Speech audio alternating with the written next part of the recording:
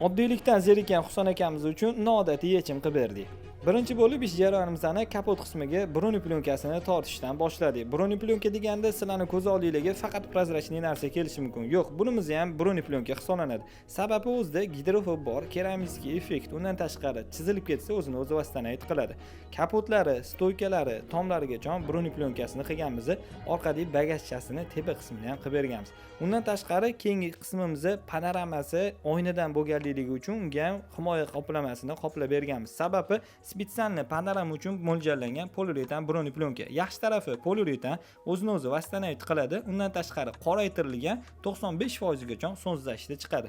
Undan tashqari tonirovkalarni ham qilib berishimiz kerak edi. Tonirovkalariga ham eng sifatli Comfort, ya'ni Ultrafit koreyskiy brenddan foydalanganmiz.